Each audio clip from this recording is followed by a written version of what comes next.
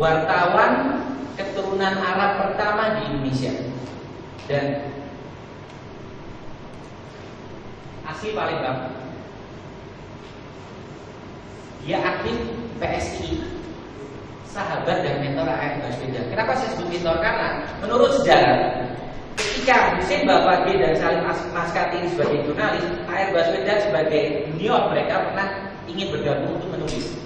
Tetapi Salim Maskati dan Husein Bapade pernah mengatakan bahwa belum saatnya. Tapi karena kegigihan A.R. Baswedan untuk belajar, A.R. Baswedan bisa menyamai mereka, bahkan menjadi tokoh melampaui mereka. Tetapi A.R. Baswedan mengatakan itu mentor saya tentang jurnalisme, tentang tulis-tulis.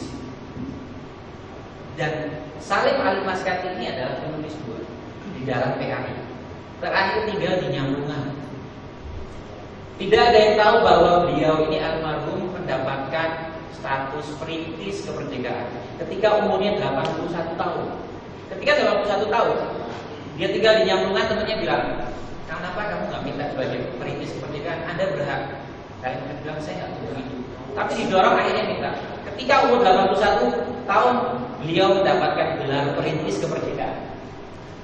Tetapi akhirnya dia hanya tinggal dengan istrinya dengan uang pensiun 60.000 sebagai penjahit. Setelah saya cari data semua maskapai di Indonesia, saya datanya hampir tidak ada yang tahu. Ternyata saya mungkin salah, tidak punya anak dia dari maskapai, tidak ada keturunan. Perannya apa di PRI? Dia menulis satu buku, Buah Pikiran dan Anjurannya A.R. Baswedan. Sayangnya sampai hari ini saya cari buku ini tidak ada yang punya. Ini salah satu saya katakan perlunya merawat sejarah bagi kita. Itu perlu dimulai. Karena buku ini saya nggak tahu sekarang. Ini saya dapat di internet. Dia menulis satu buku tentang Buah Pikiran dan Anjuran A.R. Baswedan. Tetapi bukan itu. Dia nulis, penerbitan ini saya maksudkan supaya pembaca terutama kaum PRI dapat mengikuti pikiran-pikiran A.R. Baswedan dan cita-citanya mendapatkan status perintis kemerdekaan. Ini omongan seorang Salim Maskati yang menurut saya seorang nasionalis sejati. Sesungguhnya tidak terlintas dalam hati saya bahwa saya telah menerima suatu hadiah yang begitu tinggi nilainya. Padahal saya hanyalah seorang tugas lapangan di tengah gemuruh perjuangan menuju kemerdekaan. Apanya yang kurang nasionalis dari seorang Salim Maskati? Apa yang saya lakukan adalah tugas yang wajar sebagai seorang negara yang bertanggung jawab. Ketika mendapat penghargaan ini dilakukan perayaan syukuran di rumahnya. Ada satu orang haji, saya lupa namanya, saya coba cek. Itu yang mengadakan syukuran untuk menghormati apa yang telah dilakukan oleh almarhum Salim Ali Maskati. Dan untuk menjadi perintis kemerdekaan itu tidak mudah, melalui proses pendaftaran di Kementerian Sosial, dan salah satu syarat ini, salah satu adalah mereka yang telah menjadi pemimpin pergerakan membangkitkan kesadaran kebangsaan kemerdekaan. Salim Ali Maskati. Sekarang di mana? Siapa yang masih mengingat Salim Maskati? Siapa yang masih berusaha untuk menjaga bukunya, pikirannya dan segalanya? Dan ini yang terakhir, omongan Salim Maskati, merawat sejarah, kesadaran sejarah. Selain Salim Maskati masih ada yang lain. Saya sedang menulis buku tentang profil Kapiten Arab di Indonesia. Karena apa? Saya selalu mendapatkan referensi Kapiten Arab itu negatif semua. Bahwa Arab Toto, Uraiti, Kapiten Arab, anti nasionalis, tukang riba, rentenir dan segalanya. Bukunya buku tahun 1800-an. Setelah saya cari jejak, ada yang tahu ini siapa?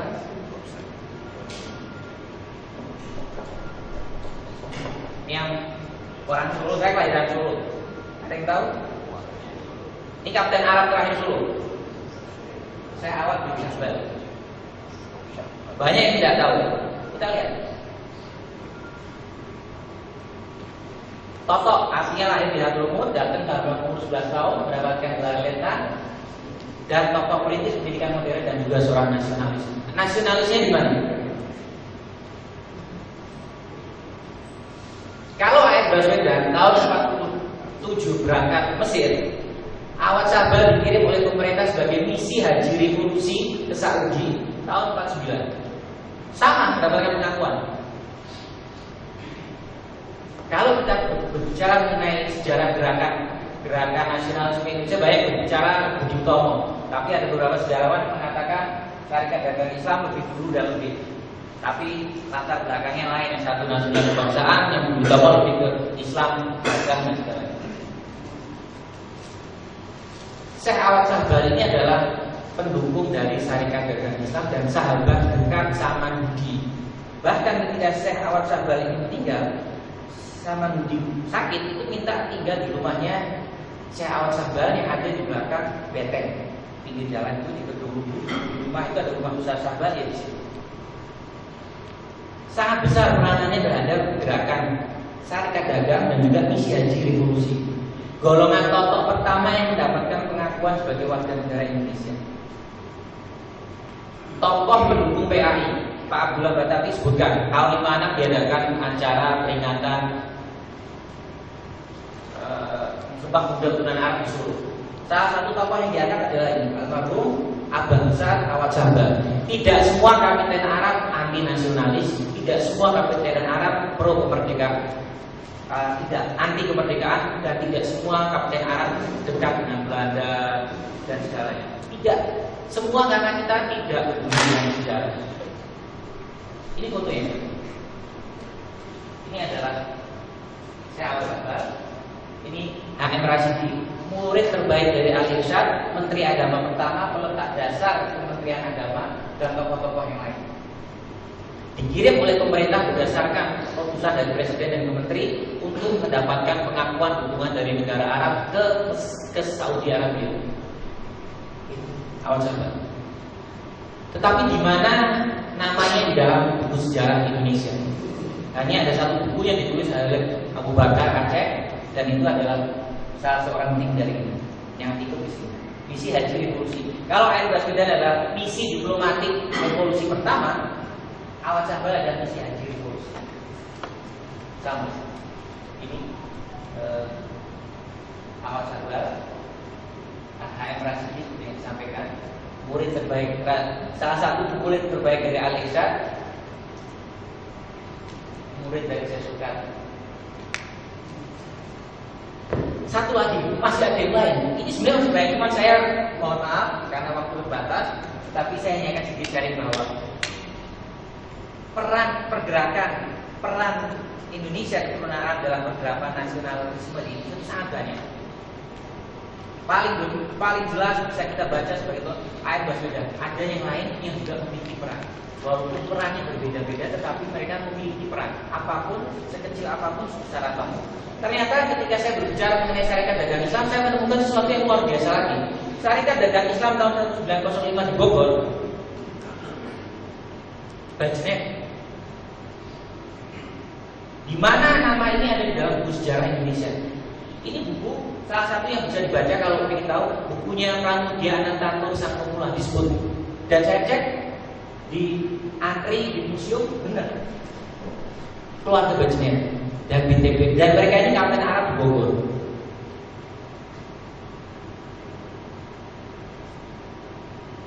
Ini adalah Khalid Bibek sama Ahmad Bajnet, tokoh pendorong pendiri Syarikat Dagang Islam. Bahkan di dalam buku sejarah itu disebutkan ketika Bajnet ini sebagai pendukung utama keuangan di dalam Syarikat Dagang Islam ingin menarik diri karena berbeda pendapat, Syarikat Dagang Islam goyang karena tidak ada dukungan. Dan itu di dalam sejarah oral history yang disampaikan oleh almarhum Anies Baswedan disebutkan salah satu kekuatan dari golongan keturunan Arab di Indonesia adalah kemampuannya untuk menyumbang ke dalam gerakan-gerakan nasionalisme di Indonesia. Sumbangannya sangat besar, dari mulai Robito, Al-Irsyad, Syarikat Dagang Islam, PAI, mendukung adalah para kapten Arab dengan uang ini. Ketika Anies Baswedan sebelum rapat di Semarang, pertama kali yang didatangi di Jakarta adalah Hasan Al-Banna, kapten Arab terakhir di Batavia. Dan itu ada rekaman sejarahnya, wawancara langsung dari dia. Saya datang, dan yang mendukung adalah Hasan Al-Banna. Bahkan ketika acara di Semarang, Hasan Al-Banna menjaga dengan rekan-rekannya dengan para tokoh-tokoh Arab, tokoh ini dengan bawa pistol untuk menjaga keamanan keselamatan selama acara Sumpah Pemuda. Artinya sejarah yang mengatakan bahwa Toto ini anti nasionalisme, para kapten Arab anti nasionalisme, tidak semuanya benar, tidak semuanya. Bahwa ada peran juga dari golongan-golongan Mulaiti, golongan Toto dalam perjuangan kemerdekaan nasionalisme Indonesia. Ini sedikit gambaran. Kedua orang ini adalah tokoh lahirnya Syarikat Dagang Islam di Indonesia yang disebut-sebut sebagai awal pergerakan kebangsaan nasionalis di Indonesia. Ngomong Bajenet, keluarga Bajenet, kita masuk ke sini. Ada yang tahu apa hubungannya ini dengan keturunan Arab? Ini adalah rumah pegangsaan yang digunakan sebagai rumah kediaman Presiden Soekarno dan juga tempat proklamasi.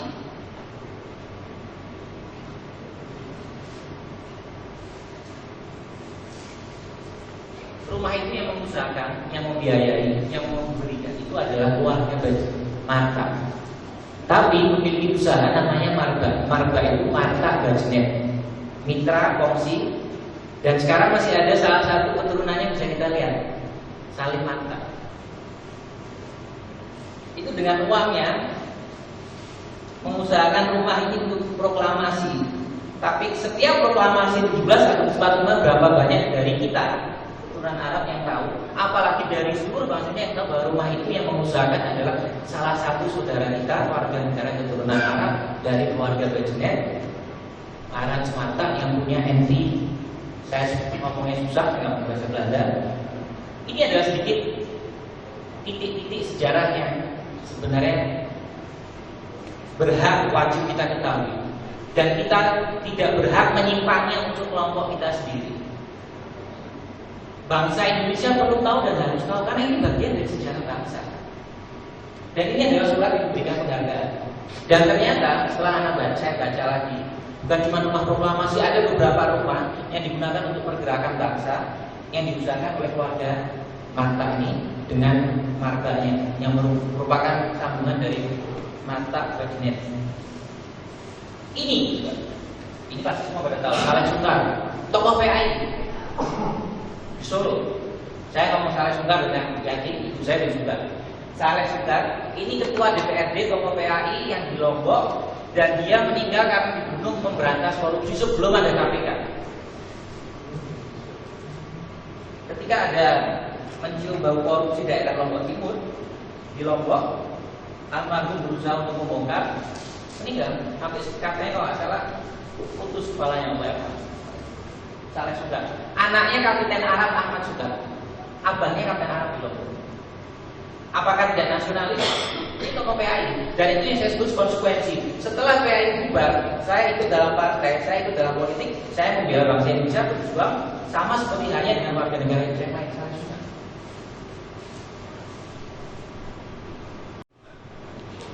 Ini lebih lagi. Ada yang tahu kira-kira?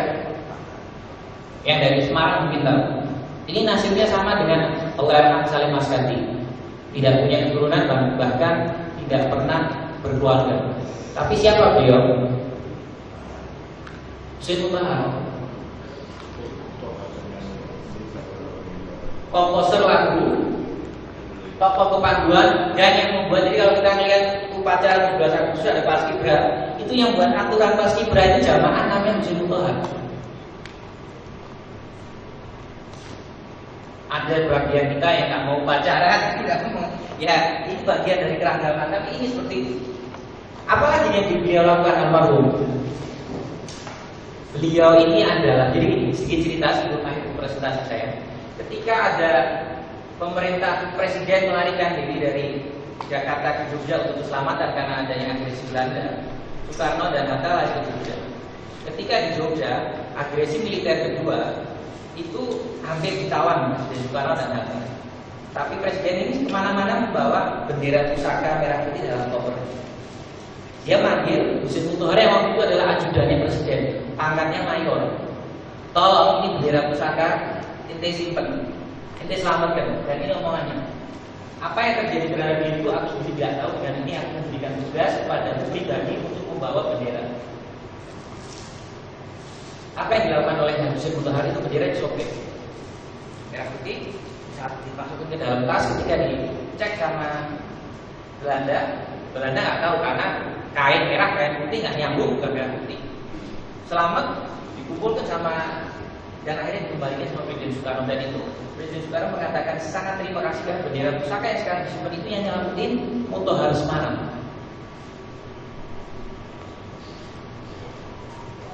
Ini lebih lagi, bukan Hamid II. Hamid Al-Ghazali sama-sama Hamid Al-Ghazali, yang satu Sultan Pontianak, yang satu, dan dalam konferensi meja butar keduanya duduk bareng. Yang satu mendukung federalis, bendera Garuda Pancasila yang buat siapa? Jamaah Sultan Hamid II. Waktu itu M. Yamin memiliki kerancangan, Sultan Hamid memiliki rancangan. M. Yamin rancangannya ada gambar matahari. Presiden Soekarno nggak suka karena itu Jepang. Dengan beberapa revisi akhirnya Sultan Hamid II mendapatkan rancangannya disahkan menjadi Garuda Pancasila yang ada di atas sekarang, dan itu ada di buku Bung Hatta menjawab. Nah ini setelah ini ada yang tahu kira-kira siapa? Ini jamaah kutub, namanya Muhammad Balpas. Sastrawan angkatannya Hairin Anwar, angkatan 45. Apa yang dilakukan? Ini PAI, tokoh PAI. Waktu itu ketika Jepang masuk, itu dibuat suatu kelompok yang disebut dengan arah Bujingkai, ada panjang saya nggak bisa sebutkan. Dan ketika arah Bujingkai itu Ait Baswedan nggak mau jadi pemimpin, akhirnya diserahkan sama beberapa orang, ada Dia Sahab, wartawan senior, dan juga Abdullah Ali Alatas. Sebagai sekretarisnya M. Balpas. Ait Baswedan mengatakan pada Presiden Soekarno, saya ingin mengadakan kursus kebangsaan bagi warga negara keturunan Arab. Ini yang menjalan. Waktu itu diadakan kursus nasional keturunan Arab, dan M. Balpas ini sebagai seorang penulis membuat buku ini. Patriot Demokrat Sejati, Dr. Cipto Mangunkusumo, dan masih banyak yang lain yang kita juga nggak tahu, yang perlu kita cari buat kepentingan kita dan bangsa Indonesia. Kalau kita sendiri nggak tahu, bagaimana dengan saudara kita bangsa Indonesia yang juga nggak tahu apa? Kalau kita tahu, kita tidak berhak menyimpannya buat diri kita sendiri. Seperti yang saya bilang, ini Bung Aku ini pejuang angkat senjata, meninggal di Semarang. Sampai sekarang saya ke Semarang nyari sama teman-teman Alatas Semarang, tidak ada yang tahu. Ini pahlawan perang bawa bedil, bukan perang dor perang. Al-Haddad di Serpong meninggal. Itu PAI semua, Abdullah Hasan. Ini dia menyebarkan pesan-pesan kemerdekaan di seluruh Indonesia dan sebagainya. Nah, ini sedikit refleksi buat kita semua, terutama anak-anak muda. Walaupun saya contohnya Ait Baswedan, tapi hampir semua sama orang. Salah satu kekuatannya adalah menulis. Mengapa Ait Baswedan masih hidup sampai hari ini? Karena beliau menulis sama, membaca dan menulis sesuatu yang mungkin sudah kita tinggalkan sekarang. Padahal kalau kita lihat Arab yang lekat dengan Islam, dengan pesan Iqra-nya dan sebagainya, ini ide-idenya semua ditulis. Makanya sampai saat ini kita bisa berbicara, masih bisa berkaca, masih bisa introspeksi, masih bisa merefleksi, karena ada sesuatu yang kita tinggalkan. Bukan cuma jamaah, semua generasi muda menulis sudah. Padahal membaca menulis itu suatu proses yang saling mendukung. Orang baca-baca banyak tulis, orang banyak tulis banyak baca. Sudah nggak mungkin yang mana. Kedewasaannya untuk menerima perbedaan. Dan itu saya sempat ngobrol sama Bang Anies, Pak Menteri. Dan itu juga ada di beberapa. Salah satu kegemaran dari seorang Ait Baswedan adalah berdiskusi dan berdebat dengan lawan pendapat. Ente punya pendapat A, pendapat B, berdebat. Selesai. Karena itu yang memperkaya perspektif kita dan membuat kita semakin dewasa untuk bisa menerima perbedaan. Yang ketiga, kebanggaan dan cintanya pada negeri Indonesia. Ait Baswedan, Salim Maskati, Saleh Sultan, dan segalanya. Dan yang penting, ketika Ait Baswedan ini mengikrarkan Sumpah Pemuda Keturunan Arab, umurnya berapa? Sekitar 26 tahun, pemuda. Sama dengan yang lain, muda-muda. Nah, adil, yang lain-lain. Kuncinya ada di pemuda, dan kita pun kuncinya ada di depan pemuda. Mereka memulai dengan umur yang sangat muda, walaupun sebagian orang mengatakan bahwa muda itu bukan masalah umur, tapi masalah semangat. Saya bisa bilang Pak Abdul Batal itu muda, semangatnya anak kalah semangatnya. Kita membutuhkan semangat muda seperti itu. Dan yang terakhir, kesederhanaan dan integritasnya. Salim Maskati seperti saya bilang, dia dapat pensiun 60 rupiah, istrinya hidup sebagai seorang penjahit tanpa menerima bantuan dari manapun. Perintis kemerdekaan, Ayat Baswedan yang kembali cucu-cucunya yang lebih tahu berarti. Bahkan sebelum meninggal dia ngomong, saya tidak mau dikuburkan di Taman Makam Pahlawan. Cuman Mbak Burunje kasih bendera merah putih, saya tak cukup. Ya Allah. Katanya bahkan sampai detik terakhir tidak punya mobil, sempat dikasih mobil sama Muhammad Hatta. Ayat Baswedan bisa jalan naik becak, mana ketemu nyapa orang dan sekarang. Sosok-sosok seperti ini yang perlu kita banyak gali, kita banyak berkaca dan sebagai contoh bagi generasi muda semua. Ini adalah tulisan juga yang saya baca dari aliran baru. Ini pesan, saya bilang ini amanat warisan. Semoga kelak banyak penulis sejarah perjuangan nasional tidak mengabsenkan anggota-anggota PAI dalam tulisannya. Terus terang kami PAI merasa kesal dan pahit di dalam hati karena sejarah perjuangan PAI dilupakan. Amanat buat kita semua.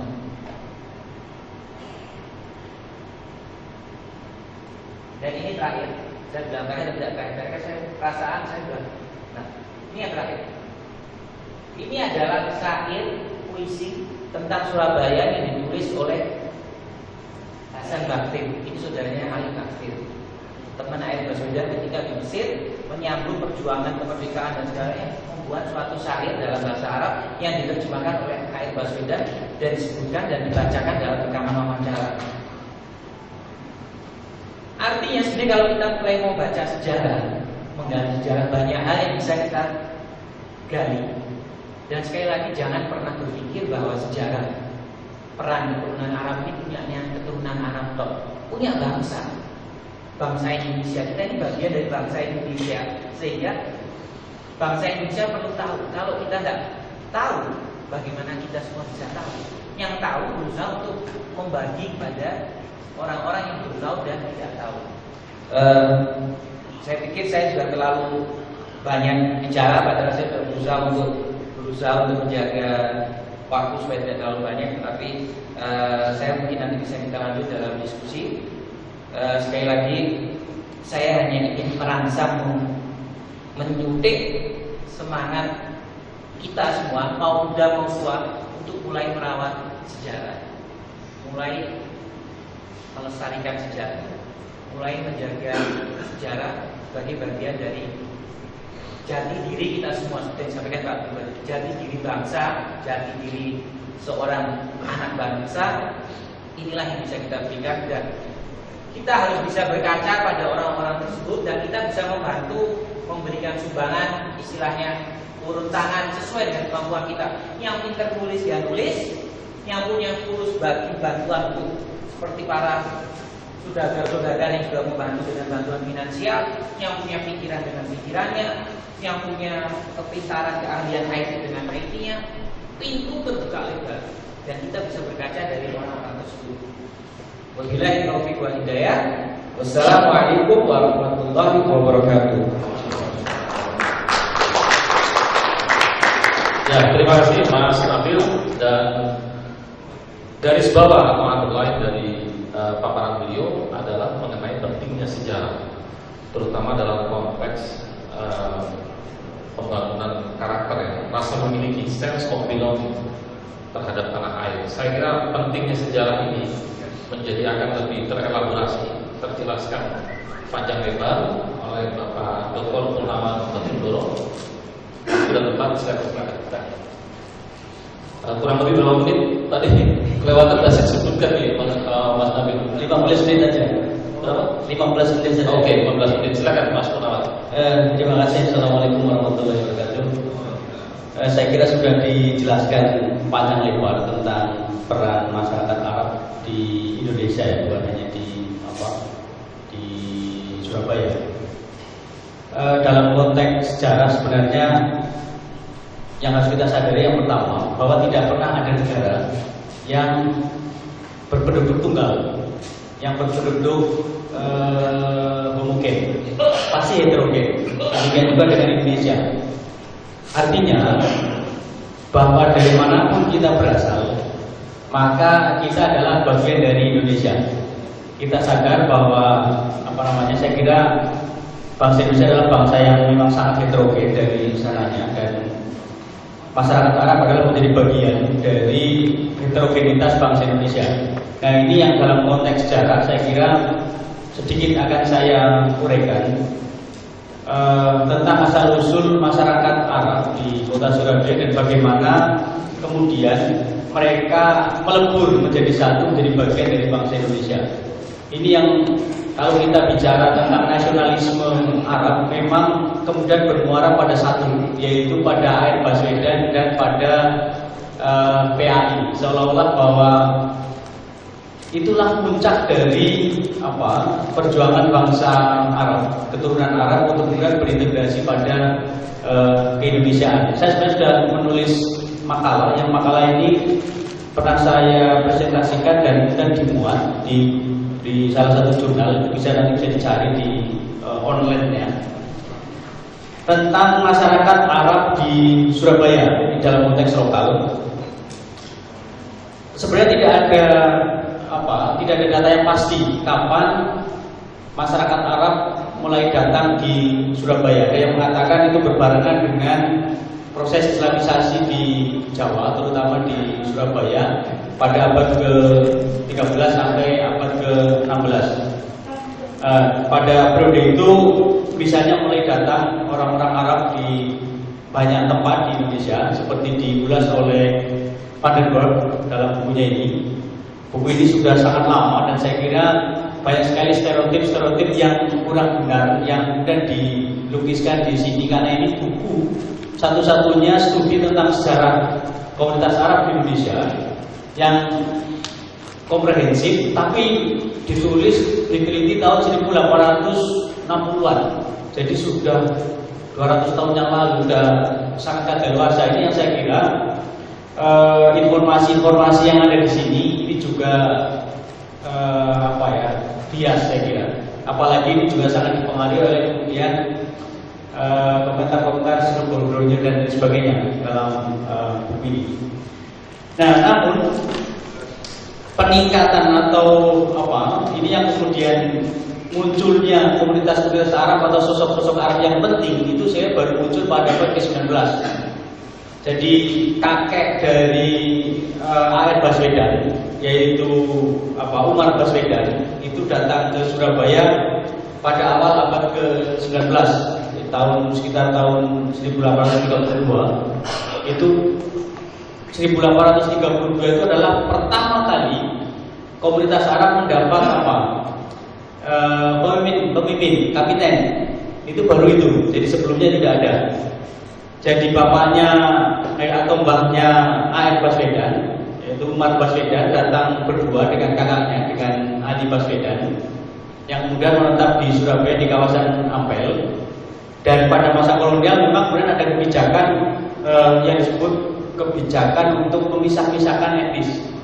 Ini saya kira sebuah kebijakan pemerintah kolonial yang dalam rangka untuk supaya ada segregasi sosial. Jadi misalnya orang Arab di sini di Ampel, terus kemudian di selatannya itu ada Cina, kemudian di sebelah barat sungai Kalimas.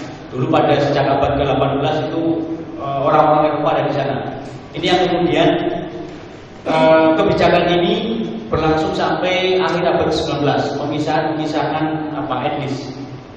Nah, orang-orang awal ini atau komunitas Arab awal ini memang kemudian banyak sekali melahirkan tokoh-tokoh yang kemudian sangat penting posisinya di kota Surabaya. Kakek dan ayah Baswedan.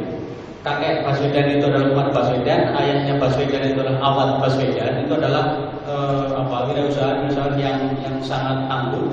Demikian juga dengan keluarga Ali Baswedan. Bahkan misalnya saya kira Universitas Airlangga yang ada di Karangmenjangan itu saya kira Universitas Airlangga harus berterima kasih pada keluarga Baswedan. Karena berdasarkan studi yang saya lakukan terkait dengan proses pengambilan alih tanah di Kota Surabaya, ternyata kawasan Karangmenjangan itu adalah milik dari Ibrahim Baswedan.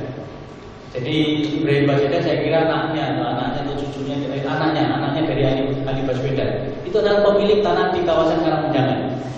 Dan ketika Ibrahim Baswedan kemudian meninggal dunia, tanah itu kemudian terbengkalai dan pada akhirnya diambil alih oleh pemerintah kota dan diberikan kepada Universitas Airlangga. Ini dalam konteks Kota Surabaya. Sama misalnya seperti tadi disebut-sebut ada Mata siapa itu? Salim Marta itu adalah pemilik pabrik tekstil di mana? Di Mojokerto.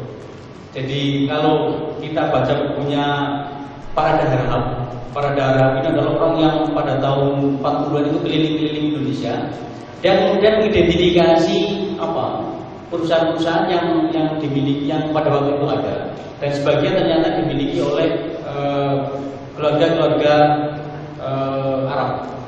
Jadi misalnya salah satu gedung bioskop di Kota Surabaya, Alhambra, itu juga milik keluarga Baswedan. Jadi ini yang realitas pada masa lalu yang sampai sekarang saya kira masih harus dicatat. Nah, terkait dengan nanti kemudian lahirnya Sumpah Pemuda Arab. Jadi ketika orang-orang Arab ini pertama kali datang ke Indonesia, orientasi mereka itu tidak serta-merta kepada Indonesia, tapi orientasi mereka masih kepada tanah leluhur mereka di Hadramaut sana, di tanah Arab. Ini yang sampai berpuluh-puluh tahun itu terus terjadi. Bahkan misalnya ketika dalam perkembangannya komunitas Arab atau orang-orang Arab yang datang ke kota-kota di Indonesia itu kemudian melahirkan anak cucu mereka di sini, terjadi yang namanya perpecahan di kalangan mereka karena kemudian mereka membedakan antara Arab totok dan keturunan. Ini yang kemudian tercermin dari organisasi yang lahir pada waktu itu. Yang totok itu kemudian mendirikan Arabita, yang kemudian yang keturunan mendirikan Al-Irsyad. Dan ini bertahun-tahun terjadi perbedaan pendapat. Nah, ini yang kemudian oleh orang-orang seperti A.R. Baswedan dan teman-temannya pada waktu itu kemudian dianggap tidak kondusif.